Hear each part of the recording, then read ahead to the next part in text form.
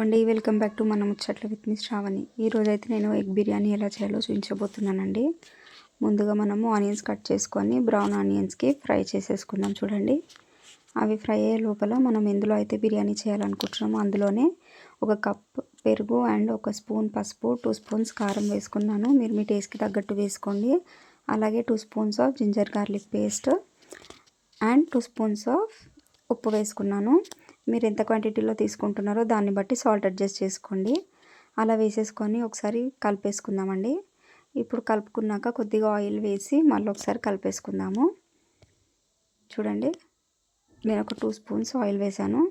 అది వేసి కలిపేసి ఇప్పుడు మనం ఫ్రెష్గా కట్ చేసి కడిగి పెట్టుకున్న కొత్తిమీర అండ్ పుదీనా వేసి అలాగే మనం చాప్ చేసుకున్న టొమాటోస్ని వేసేద్దామండి.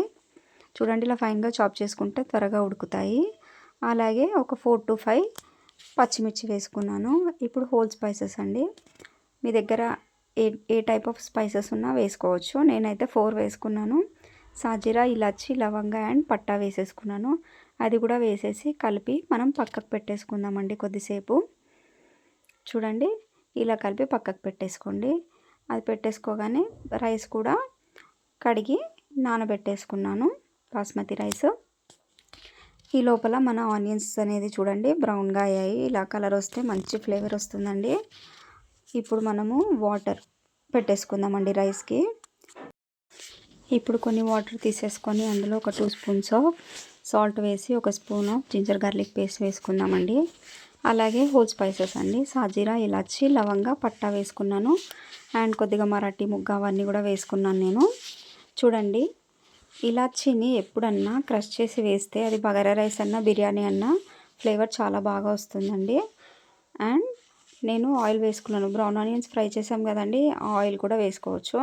నేను ఒక 2 స్పూన్స్ ఆఫ్ ఆయిల్ వేసేసుకొని అలాగే ఒక లెమన్ జ్యూస్ తీసి అది కూడా వేసేసుకున్నాను.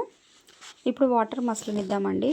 ఈ లోపల మనం కాజు అండ్ బ్రౌన్ ఆనియన్స్ తీసుకున్నాం కదా, అవి పేస్ట్ చేసేసుకొని ఈ టొమాటోస్ కలిపి పెట్టుకున్నాం కదా మసాలా, అందులో వేసి స్టవ్ మీద పెట్టి టొమాటోస్ మెత్తగా అయ్యే వరకు ఉడికించుకుందామండి. ఈ లోపల నేను ఎగ్స్ని కూడా బాయిల్ చేసి పక్కకు పెట్టేసుకున్నాను. చూడండి, వాటర్ అనేది మసులుతుంది. ఇప్పుడు నేను రైస్ వేసేస్తున్నాను. అందులో రైస్ని ఒక 80% కుక్ చేసుకోండి. చూడండి, గ్రేవీ అనేది కూడా మంచిగా అయ్యింది. ఇప్పుడు ఎగ్స్ వేసి ఒక 10 మినిట్స్ ఫ్లేవర్స్ అన్నీ ఎగ్స్కి పట్టుకునే వరకు ఫ్రై చేసుకుందాము.